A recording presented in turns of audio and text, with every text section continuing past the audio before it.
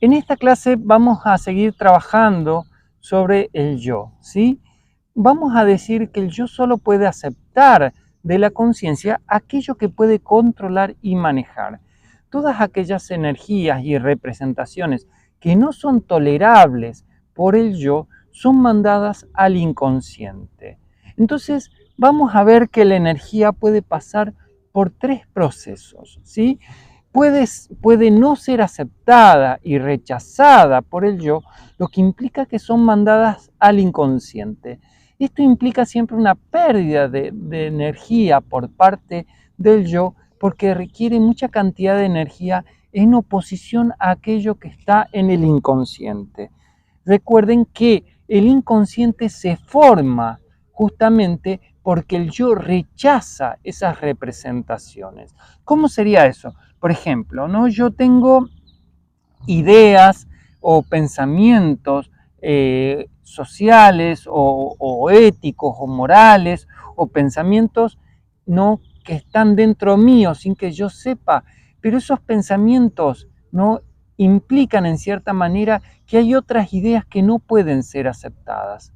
Aquellas otras cosas que no pueden ser aceptadas es lo que yo estaría mandando al inconsciente. ¿Es lo que el sujeto no puede procesar o el yo en este Exactamente, lo caso que el no yo no puede puede procesar? ser, no puede procesar. Entonces, de esa manera se está formando el inconsciente, ¿no? Por otro lado, una energía puede ser reciclada, ¿no? Y esto es bastante importante porque una energía negativa, ¿no?, es enlazada a algo que es más útil y que sirve en la vida del sujeto, ¿no? Vamos a decir que una energía inconsciente es una energía inútil para el sujeto, ¿no? Entonces, en este caso, el reciclamiento, es decir, pasar de algo que no tiene ninguna funcionalidad en nuestra vida a pasar una energía de mayor nivel. Por ejemplo, esto lo vemos constantemente en nuestra vida porque en nuestra vida constantemente movemos energía. Entonces, por ejemplo, tenemos que elegir entre ver televisión, ¿no?, o que esa energía pase a hacer algo más útil, como por ejemplo aprender biodecodificación energética, ¿no? Bueno, esto implica entonces un beneficio para el sujeto, ¿no? Y la energía, en vez de ser rechazada, es transformada, lo que permite un beneficio. Entonces esto va permitiendo que las energías que están atrapadas o los patrones que están grabados en el inconsciente sean reutilizados para algo mejor. Por ejemplo, ¿no?, tomemos el patrón del machismo, ¿no? El patrón de machismo antes era útil para la sociedad, ¿sí? Pero ahora ya no es útil a la sociedad ser un macho fuerte porque ya no va de acuerdo a los cánones sociales de esta nueva sociedad, ¿no? Entonces, justamente esa es una energía que es inservible. Entonces yo tendría que hacer de ese machismo, trabajarlo para transformarlo en algo más útil, ¿no? No se me ocurre qué podría ser, pero supongo que tendría que ser como una posición donde el sujeto tome una posición más neutra y no tanto, ¿no?, de ser, de sostener ese machismo, ¿no? Entonces, justamente es porque en cierta manera va saliendo de patrones o de representaciones que son inútiles, Pero ¿no? ahí es como que muchas veces dicen, bueno, estas actividades las tiene que hacer la mujer y estas actividades el hombre, y es como que hay ahí una serie de patrones fijos, ¿no? Claro. Entonces Como de yo costumbre o salgo, algo rompo ese patrón cultural, y social. lo convierto en algo que sea útil, ¿no? Por ejemplo, lo que vos decís, bueno, si soy mujer puedo pasar a hacer otros roles, ¿no?, a trabajar desde otro lugar, y si soy hombre también. El ser hombre implica un costo muy alto en el hombre, el hecho de tener que ser muy macho implica un costo energético, ¿no? Eh, la tercera posibilidad es que eso sea aceptado por la conciencia, sea comprendido, elaborado y forme parte de la conciencia del sujeto. En este caso se produce lo que sería una especie de interpretación en la vida del sujeto, donde esa energía pasa a transformar o a cambiar, ¿no?, algo de la persona y pasa a ser una constante en la vida del sujeto, pasa a ser parte de la conciencia del sujeto, ¿sí? Entonces, el yo utiliza siempre el primer mecanismo y rechaza y saca de la conciencia todo aquello que no acepta. Entonces, el yo es como un gran ojo que observa y controla todo aquello que puede ver. Entonces, justamente, el inconsciente es aquello que el yo no puede ver. El inconsciente no está fuera de la conciencia. El inconsciente es conciencia, pero el inconsciente está fuera del yo, ¿sí? Entonces planteamos que tenemos por un lado el inconsciente, que es todo aquello, ¿no? Que es rechazado por la conciencia, ¿no? Tenemos, por ejemplo, una hiperconciencia, una superconciencia, como ustedes quieran llamarle, ¿no? Que tiene que ver con una conciencia que está por encima del rango del sujeto. Entonces, nosotros estamos diciendo que lo que hace el yo es mantener como un rango de conciencia limitado en lo que sería en la realidad y en la vida del sujeto, ¿no? Pero vamos a decir que en esta etapa de individuación o de separación, ¿no? Es siempre a partir de la mirada del otro y de lo que yo construyo mirando al mundo. O sea, en cierta manera la individuación se produce a partir, ¿no? de esta cuestión del ojo que va mirando, ¿no? El ojo que me mira, el ojo que controla, ¿no? En cierta manera es a partir de este ojo donde se va a formar todo este proceso de lo que sería el yo, ¿no? Cuando el sujeto comienza a salir de su yo, también deja de percibir la vida a partir del ojo. ¿Qué significa el ojo? El ojo es la imagen, ¿no? Entonces, en cierta manera, nosotros cuando hablamos de que el proceso de individuación se produce siempre a partir de las imágenes exteriores. El sujeto se separa porque la imagen exterior lo lleva a todo eso, ¿sí? Entonces, el yo se comienza como a aferrar a las imágenes, ¿no? O a lo que hay en el exterior, y es a partir de eso donde se produce esa separación. Todo tratamiento en el yo siempre implica una reducción del yo. El verdadero trabajo del yo es siempre un trabajo de reducir, no lo que sería este yo, ¿sí? Esto implica que el yo debe dejar algunos objetos en el camino. Porque cuando nosotros hablamos de yo, estamos hablando de objetos, ¿sí? El sujeto desde su yo no puede ver la realidad tal como es. ¿Qué significa? Que yo solo puedo ver de lo que hay a mi alrededor, solo los objetos que forman parte de lo que es mi deseo, de lo que es importante para mí, de lo que yo considero valioso. Entonces el sujeto, en cierta manera, va buscando a partir de su yo poseer todos los objetos. Entonces todo el dilema del sujeto es poseer o ser el objeto, ¿sí? Entonces constantemente el yo se encuentra en esa posición. Y también después mantener todo lo que posee. Claro, entonces por un lado es eso y por el otro lado es sostener eso que tengo y tener cada vez más y más y más, ¿no? Entonces el sujeto no puede ver la realidad fuera de los objetos, solo puede ver la realidad a partir de los objetos y esto lo lleva a objetivar la realidad. Entonces cuando hacemos referencia, ¿no? a algo objetivo, ¿no? Algo externo en cierta manera, estamos hablando de ese yo que ve todo de manera no como objetos y va acumulando esos objetos y esto lo lleva a buscar siempre una cantidad. Entonces el sujeto sin darse cuenta a partir de su yo se vuelve un coleccionista de objetos. Entonces va por la vida, suponete que vos seas un objeto, yo ya te tengo, entonces en ese caso ya busco otro objeto y busco otro objeto y busco otro objeto, ¿sí? Y eso lo hace de manera para mantener ese yo, Para porque mantener ese yo. cuando el yo ya no tiene nada, no posee nada, es como que se disuelve también, ¿no? Cuando el yo O sea, cuando el yo se comienza como a desarmar o a retrotraer o volverse más chiquito, no sé cómo decirlo, ¿no? Se produce en cierta manera una desilusión de los objetos y el sujeto se da cuenta de que ninguno de los objetos los puede llenar realmente. Entonces es a partir de ese proceso donde el sujeto comienza a tratar de llegar más allá de lo que sería el yo, ¿sí? Digamos que el yo busca acumular experiencias, acumular conocimiento, ¿no? Estos objetos pueden ser físicos, pueden ser mentales, ¿no? Pero en cierta manera busca la completud a partir de algo externo.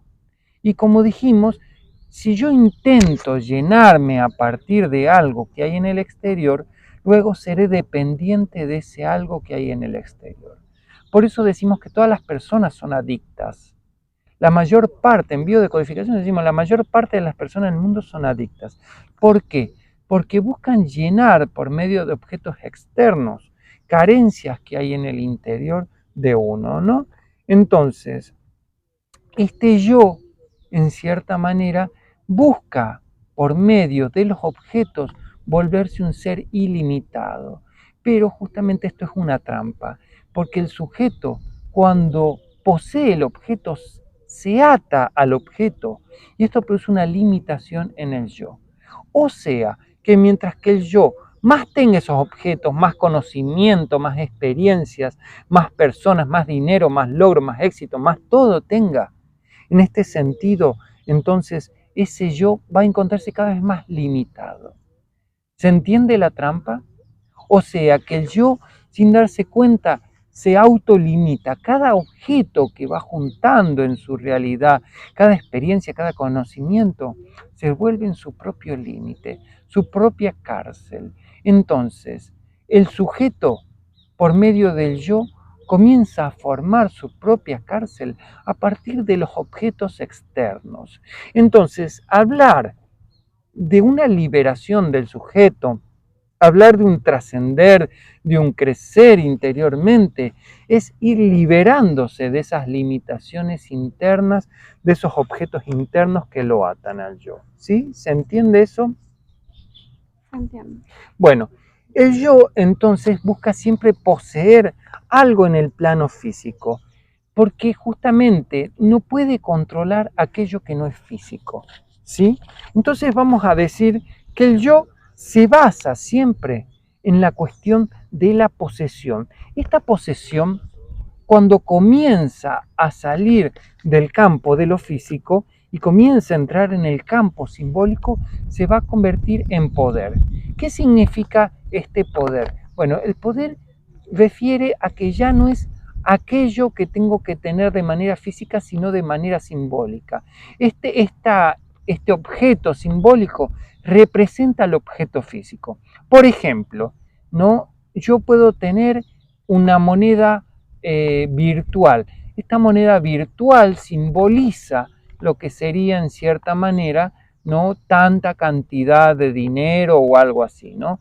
O el dinero mismo también es un objeto simbólico que significa en cierta manera, sirve para intercambiar bienes. Entonces, el sujeto deja de buscar objetos físicos en su realidad a medida que va poseyendo para buscar cada vez más objetos simbólicos. ¿Sí? ¿Se puede entender eso? Sí. Entonces, el poder estará en todo aquello que toque el yo. El yo no lo que busca siempre va a ser tener mayor poder. Pero el gran Y problema, ese poder sí, en términos de energía sería como una fuerza. sí, no sé, el poder en cierta manera sería la representación de todo aquello que quiero tener, ¿sí? Entonces, eh, si supongamos, ¿no? Para mí, considero que el dinero puede comprar muchas cosas, entonces el dinero en mi realidad, en mi inconsciente o lo que sea, va a representar el poder de mi realidad. Siempre hay que buscar dónde está el poder en el sujeto, dónde en su realidad, dónde pone el poder. Y siempre vamos a tratar, en cierta manera, de ir un poquito más allá del poder, mostrándole al sujeto que ese poder en realidad es ilusorio, ¿sí? Eso es lo que se tiene que ver. Entonces, el poder, en cierta manera, produce al mismo tiempo una legalidad y esta legalidad se vuelve un límite para el mismo poder. O sea, el poder se constituye a sí mismo por el deseo de poder y este deseo de poder también genera el límite, ¿sí? Entonces, y la búsqueda de poder de una persona será siempre proporcional al tamaño de su yo, ¿sí? Entonces, mientras más grande sea el yo, más grande será su búsqueda de poder y más limitado al mismo tiempo se sentirá, ¿sí? Entonces, el gran dilema del yo consiste en vivir a partir de lo que el yo quiere, siente o piensa, o vivir a partir de lo que el otro quiere o piensa, ¿no? Pero el yo, al no poder ver más allá del yo, no entiende que lo que los otros quieren y lo que el yo quiere es exactamente lo mismo, ¿sí? Entonces decimos, el camino del yo es siempre el conocimiento, puesto, y escucha bien, puesto que el poder crea el saber, ¿sí? Entonces, el saber es una construcción que hace el yo, que le sirve al yo para sostenerse en su realidad. Pero el conocimiento nos aleja de la verdad, ¿sí? Esta construcción, este saber nos aleja de la verdad. Entonces, poder y verdad son antagónicos, ¿sí? Saber y verdad son antagónicos. Entonces, el saber, poder, es siempre objetivo, externo y colectivo, ¿sí? Mientras que la verdad es subjetiva, interna, individual y única. Significa que es solo tuya. La verdad está dentro tuyo y no hay nadie más que pueda decir, bueno, la verdad es otra, ¿no? Porque la verdad es la causa de todas las cosas. Cuando decimos verdad es la esencia, la causa que forma todas las cosas. Entonces decimos, el saber es una construcción, no es la causa que lo lleva al sujeto a vivir de tal manera. Entonces, esto en terapia nosotros lo vemos mucho, ¿no? Cuando buscamos que el sujeto nos hable de su vida. Entonces el sujeto construye una ilusión de su vida, construye un saber poder de su realidad, pero hay momentos en la terapia donde el sujeto sin querer se abre un poquito de más y deja ver algo de esa verdad. Esa verdad es lo que en cierta manera está produciendo todo lo que hay en la realidad. Entonces, cuando la conciencia llega a esa verdad, algo del yo se cae, el poder se cae. Entonces, la verdad hace que todo poder se desvanezca. ¿Se entiende eso? Sí, Pero la verdad es siempre inadmisible para el yo. Entonces, llegar a la verdad en la terapia con el sujeto, en la biodecodificación con el sujeto, no es llegar por medio no de mecanismos sin que el sujeto sepa que lo vamos llevando, ¿no? Por ejemplo, cuando Sócrates habla en sus diálogos, ¿no? Por ejemplo, cuando habla en el banquete, va llevando al otro a la verdad.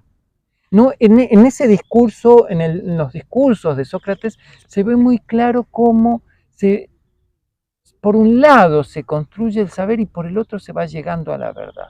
La verdad es íntima, ¿sí? La verdad es de uno, es la causa, ¿sí?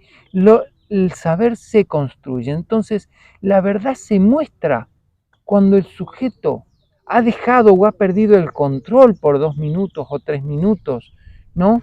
En ese momento donde ha perdido el control, la verdad se asoma. Al asomarse la verdad, el poder se disuelve y en ese momento es donde se produce la verdadera terapéutica.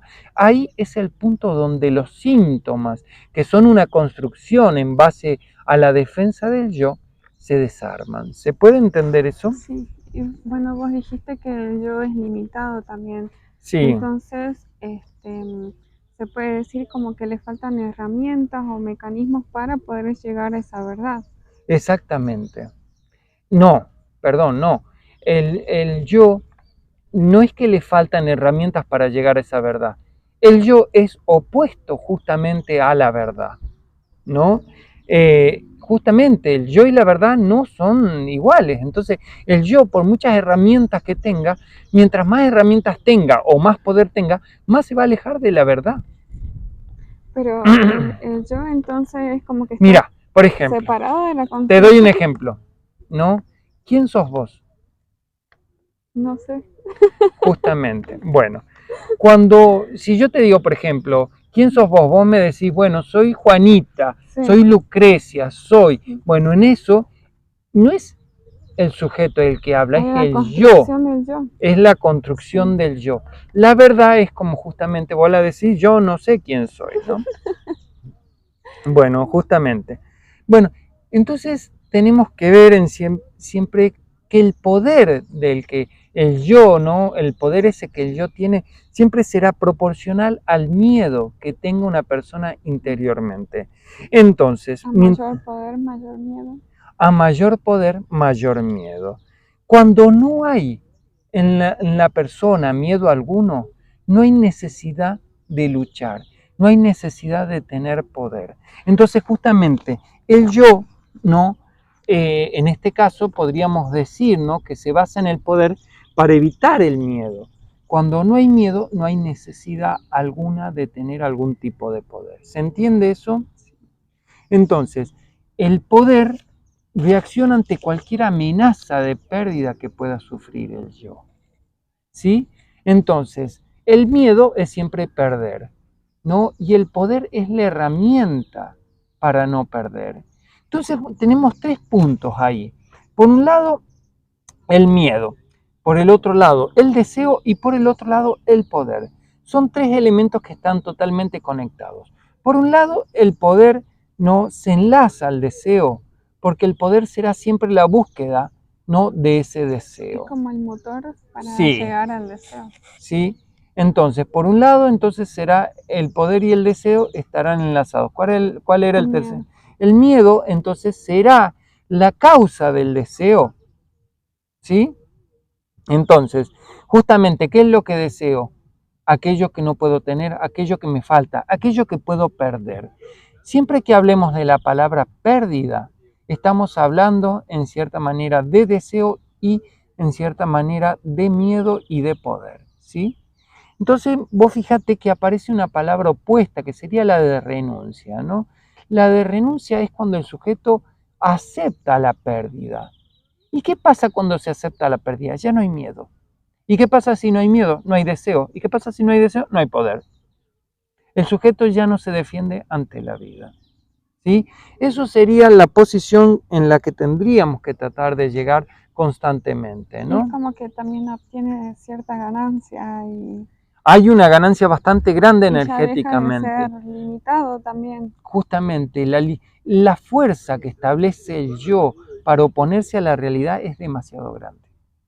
Es bastante grande. El yo no fluye con la realidad. El yo se construye a partir de la imagen que el otro le da a sí mismo y desde ahí va a buscar defenderse, ¿sí? Bueno, esta imagen en este caso siempre será una imagen social que está determinada por el otro, ¿sí? Entonces, la conciencia va más allá del yo y no está determinada por el otro. Esto es muy, muy, muy importante de entender. Todas las relaciones que nosotros trabajamos en la terapia no tienen que ver con el otro, en la conciencia no tienen que ver con el otro, sino con los aprendizajes. Pero tienen que ver con el yo cuando se habla del otro. Entonces, hablar del otro es hablar siempre del yo. El yo se construye a partir de la imagen que el otro le da, ¿sí? Entonces, cuando nosotros llegamos a la conciencia deja de estar atrapada en lo social, ¿sí? El yo, en cambio, es una construcción social, ¿sí? Y el yo es parte de ese pensamiento colectivo que se ha interiorizado, ¿sí? Entonces, no solo termina acá, sino que podemos ver que todos los sistemas institucionales, toda la sociedad, cada institución que hay, es el fiel reflejo de ese yo, funcionando de la misma manera, pero en una versión más grande. ¿Qué significa esto? ¿no? Que estas instituciones se forman como un yo un poco más grande, pero que es una conciencia limitada del hombre y que trabaja bajo los mismos mecanismos de poder y de control que ese yo más pequeño, y justamente no permite llegar a la conciencia. Entonces las instituciones del mundo, cualquiera sea, es opuesta siempre a la conciencia. Si nosotros tenemos un elemento, un algo que sea institucional, ya deja de ser conciencia, ¿sí? Y pasa a ser como un yo que funcionaría como una contraconciencia, ¿sí? Entonces, como un yo colectivo. Como un yo colectivo, un yo social, sí. La búsqueda entonces de toda institución siempre va a ser no dejar de existir y poder expandirse y mantenerse en tiempo y espacio. Como todo yo siempre será no expandirse y mantenerse en tiempo y espacio todo el tiempo que pueda. La conciencia no busca sostenerse en tiempo y espacio. Es como que el yo se forma a partir de esa conciencia de sobrevivencia. Entonces, cuando el sujeto está sobreviviendo a la vida, busca tener ese yo más grande, ese poder, ¿no? Esas energías más fuertes, ¿no? Pero esto hace que la energía no fluya. Entonces el yo es un sujeto defendiéndose, un sujeto que ve al mundo como una amenaza. Entonces es ahí donde el sujeto y el mundo están en contra. El sujeto lucha contra la naturaleza, busca dominar la naturaleza, no fluye con la naturaleza. ¿Por qué no fluye? Porque lo vive desde su yo. Un yo que busca siempre sobrevivir, ¿sí? Entonces todo aquello que es externo, que no es controlable, es una amenaza. Que la naturaleza, que el mundo se mueva por sí solo, que hayan cosas en el mundo que el hombre no pueda gobernar, por ejemplo, el clima o el tiempo, lo que sea, en cierta manera genera un problema para el yo, una amenaza. ¿Sí? ¿Se entiende ese punto? Entonces, al no poder fluir la energía, no puede ser renovada. Entonces, cuando una energía no puede ser renovada, se cristaliza, se pone dura, ¿no? No puede como entrar nada nuevo ni diferente. Entonces, nosotros veremos que toda institución, no como todo yo, está destinado a morir. ¿Por qué está destinado a morir? Porque tarde o temprano no podrá seguir creciendo porque no tendrá energía nueva. ¿Se puede entender eso? Como que las cosas que no son reales siempre perecen. Sí.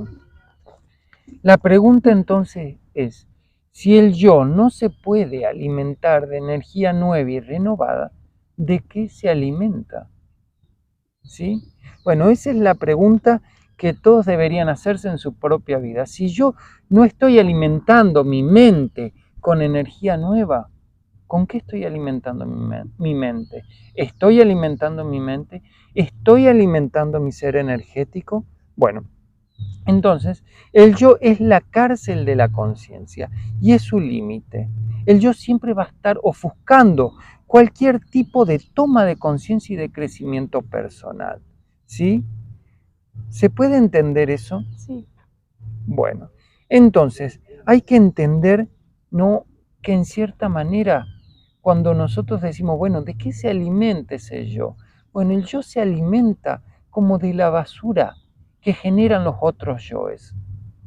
Entonces, como que quitan la energía de los otros yo y... Vos fíjate qué interesante. Supongamos que viene alguien caminando por la calle con un gorro amarillo. Entonces, otra persona toma esa idea y otra persona toma esa idea y otra y otra y otra, y todos comienzan a tomar esa idea, pero no tienen una idea nueva y renovada, sino que todos comparten la misma idea. Todos se visten igual, todos piensan igual, todos viven de las mismas maneras, porque no tienen una energía nueva y renovada que les permite pensar y vivir de una manera diferente. Yo me lo imagino también con las instituciones escolares, ¿no? Porque, ¿cómo sería? A ver.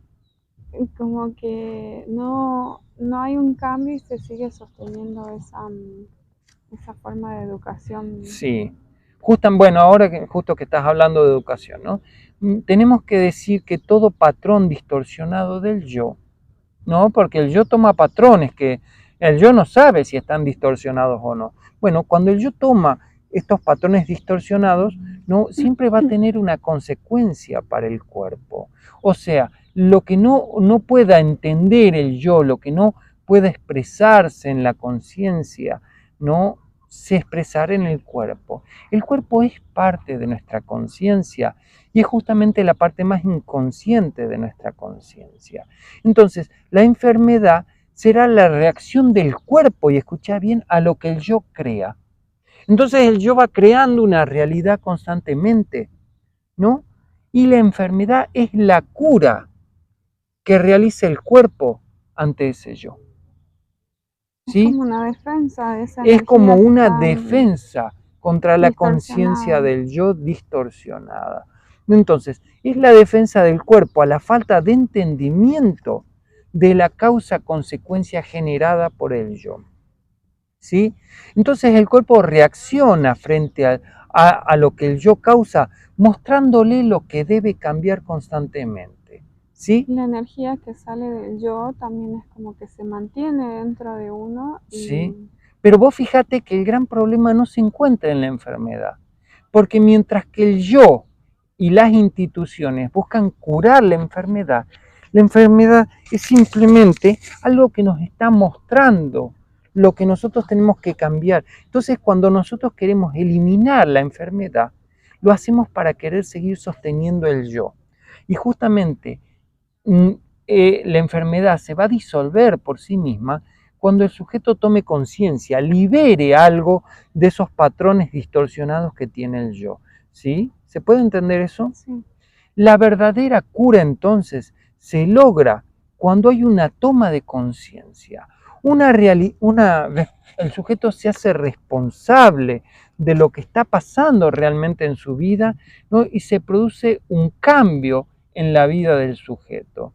Si no se produce la toma de conciencia, la responsabilidad y el cambio, sencillamente la enfermedad no se puede ir. ¿Sí? Y bueno, el cuerpo es como que tiene la capacidad para curarse a sí mismo, entonces es Sí, como que viene a protegerse de esa energía que crea de el lo yo. que el yo crea. Sí, entonces el yo busca mecanismos de control cada vez más sofisticados para enfrentar a las enfermedades, ¿sí? Y siempre se están creando nuevas enfermedades, siempre tratando de acallar el síntoma, ¿no? Controlando la enfermedad.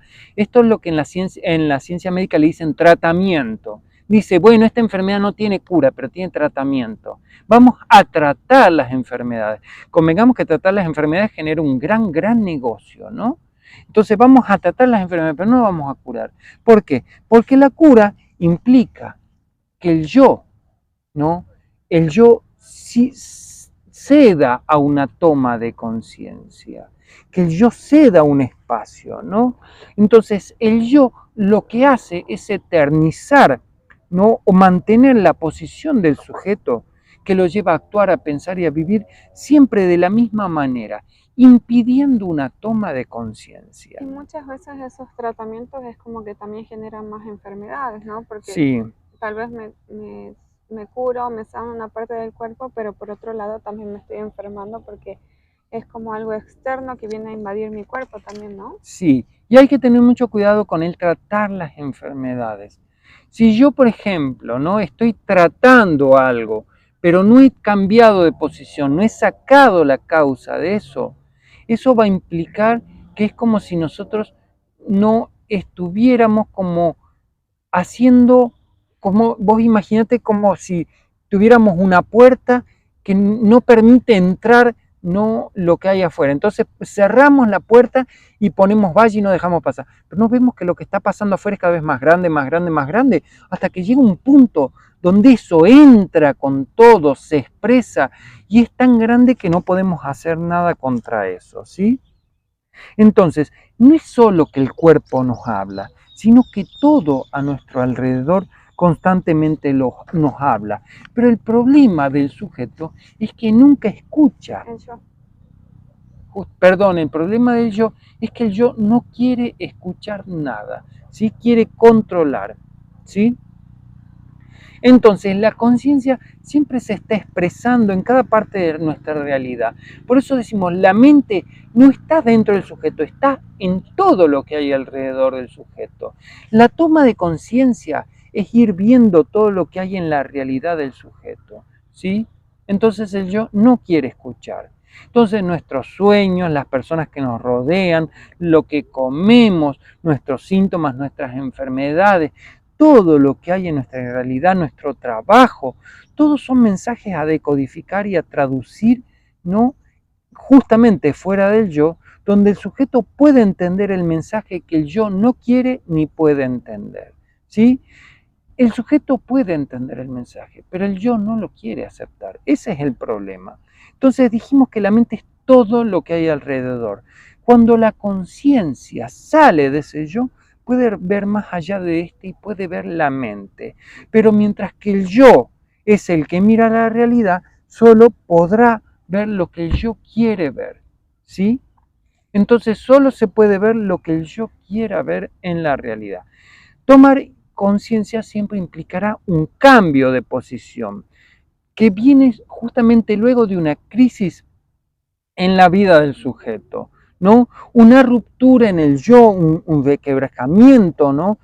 Mucho sufrimiento por parte del yo, porque en cierta parte, solo cuando el yo se rompe un poquito, se quiebra, puede devenir algo del sujeto, puede haber un cambio de posición. Entonces, toda crisis, cuando nosotros vemos que el sujeto entra a la terapia llorando, sufriendo, entonces nosotros estamos viendo que a un sujeto sufrir, no. Estamos viendo un yo que sufre. Pero mientras que el yo está sufriendo, el sujeto está procesando y trabajando en la toma de conciencia. Entonces nosotros no tenemos que mirar a las crisis de las personas, el sufrimiento y el dolor y el padecimiento de las personas como algo negativo. Los tenemos que ver justamente como un resquebrajamiento de ese yo ante esa realidad externa, ¿no? Entonces, mientras que el yo no se quiebre, no va a haber cambio alguno. Si el yo sigue sosteniendo la misma posición, puede haber un cambio. Entonces, solo cuando el yo pierde el poder, se encuentra sin salida, es donde cambia de posición, ¿sí? Solo cuando el yo baja las defensas, cuando ya dice, bueno, no puedo hacer nada ante esto, es ahí donde encuentra la verdad en cierta manera. ¿Se entiende eso? ¿Qué pasa, por ejemplo, en el caso de las personas que bueno, sufren, pero no llegan a ese cambio de posición? Bueno, tendrán que sufrir una tras otra, muchas crisis en su vida hasta que suelten un poquito, ¿no? Y puedan ver un poco de su verdad. La verdad es como decir, bueno, mira, sí, no me estaba dando cuenta y ahora lo veo, ¿no? Entonces, cuando hablamos del yo, estamos hablando siempre del efecto de la separación, ¿no? Que produce el yo de la realidad. La toma de conciencia entonces sería el devolver al sujeto eso que el yo separó, ¿sí? ¿Se puede entender eso? Entonces, eso es el crecimiento que buscamos. Pero el yo es el punto siempre de mayor separación. La conciencia, en cambio, es conexión, ¿no? Es unidad con todo lo que me rodea. ¿Qué significa? Que yo percibo la unidad y yo estoy en unidad con todo lo que hay alrededor, ¿sí?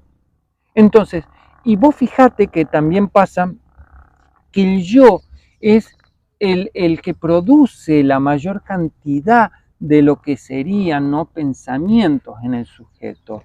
Entonces, también podemos ver que el sujeto no piensa, es el yo el que constantemente piensa. ¿Se ve eso o no? Sí. Entonces, cuando el yo ha llegado a su mayor punto de separación, entonces no le queda otra que volver por el camino donde vino. ¿Qué significa? Que tiene que comenzar por un camino de integración. Y acá es donde comienza y entramos en lo que sería la cuarta etapa de la conciencia.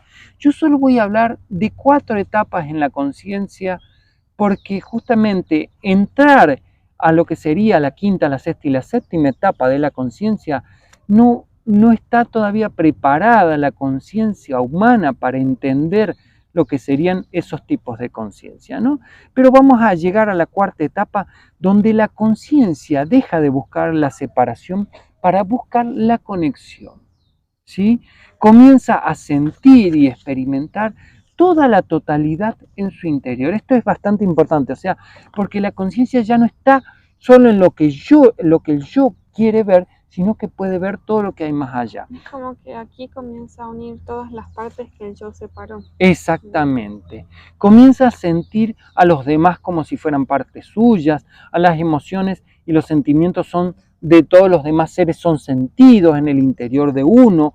Dejan de ver la realidad como objetos para el yo, para poder ver, sentir, no al otro en toda su completud. Ya no vamos a ver partes del otro. Y aquí se puede decir como que la conciencia también comienza a analizar esa posición del yo, a observarse. El yo se observa, no analiza. El yo es el que analiza.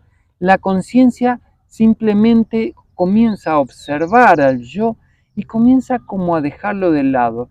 Nosotros decimos que el yo es como si fuera un hermanito chiquitito. Es como si fuera un niño, uno de esos niños malcriados que hacen lo que quieren. Bueno, ese es el yo. El problema es que los sujetos, los seres, las personas y el mundo no quieren crecer más allá de ese niño malcriado. ¿Se entiende? No quieren ser adultos responsables de la realidad, ¿no?, que hay en el exterior. Ese es el mayor problema, ¿sí? Vamos a ver siempre que cuando se produce este proceso, ahí comienza a haber tomas de conciencia, el sujeto comienza a renunciar al poder, deja de buscar tener, lograr, ser, experimentar, vivir. Es como que el mundo le queda chico a la persona, ya no busca tener conocimiento, no quiere saber nada, sino que busca, en cierta manera, se siente en conexión con todo. Es otro tipo de aprendizaje, ¿no? Comienza a vivir en un sentimiento de unidad y compasión con todos los demás seres. Entonces, a medida que se va disolviendo el yo, se va entrando en esta especie de compasión, ¿no? Se renuncia al querer, puesto que el yo ya no quiere nada para sí, ¿sí? Se produce un vaciamiento del deseo. El yo se comienza a volver una cosa límpida, pura, ¿no? Es como que ya no hay nada en el yo. Hace que la cabeza se vacíe de pensamientos, ¿no? Entonces, cuando este yo estaba bastante grande, mientras el yo más busca expandirse, más crecen los pensamientos, más emociones, más cosas así feas, ¿no? Bueno, en este caso, el yo deja de estar cerrado a su posición y se abre a la conciencia. El yo entonces deja de ser un pequeñito yo para unirse a los demás yoes. Entonces eso hace que la persona deje de pensar a partir de su yo para comenzar a pensar en el nosotros, en la totalidad, en la unidad. Entonces ya no piensa en su conveniencia, sino que piensa, por ejemplo, en lo que le conviene al mundo, lo que le conviene al planeta, a las otras personas, ¿no? Entonces, justamente el yo en la tercera etapa busca protegerse ante la pérdida y busca sobrevivir, ¿no? ¿Se puede decir que es como que el yo se une a la conciencia? Sí, el yo se une a la conciencia, se abre a la conciencia y deja de tener miedo a toda pérdida. Entonces el yo como que se va disolviendo y dando lugar al crecimiento y al aprendizaje del sujeto. Ya no es el yo que busca el conocimiento, sino que es el sujeto el que comienza a expandirse. Mientras que el sujeto vive en su yo, no entiende lo que significa ser un sujeto más allá del yo, ¿sí? Entonces, lo que pasa es que a medida que el yo va como vaciándose, ¿no?, comienza a surgir dentro del sujeto, ¿no?, una expansión muy grande, un aprendizaje donde comienza a aprender de todo lo que hay alrededor. Se van produciendo como tomas de conciencia constante de todo lo que hay en la realidad. El sujeto se da cuenta de todo, ¿sí? Porque se conecta, porque entiende, ¿no? Entonces, Ya no está en esa ilusión, sino es como sí, que puede ver la realidad tal cual es. Sí, pero vos fijate que el punto crucial de este cambio es la pérdida del miedo, ¿sí? El sujeto pierde el miedo a morir, a sufrir, a perder, a no lograr, a no tener, pierde el miedo al que dirán, a la mirada del otro, al esto, a lo otro, pierde el miedo a quedarse, pierde el miedo a todo. El Y miedo sería como la mayor limitación, ¿no? el miedo es lo que genera al yo, es lo que genera el poder, el miedo es lo que genera toda esta realidad, no en la que el yo busca controlar toda la realidad. Si no hubiera miedo no hay nada. Pero ¿qué pasa con el miedo? El miedo es el punto de mayor inconsciencia en el hombre. Eso es lo que no tomamos conciencia, que detrás de cada uno de nuestros actos hay miedo. ¿Te das cuenta? Bueno, ¿quieres que dejemos acá? Bueno. Bueno, hasta la próxima clase.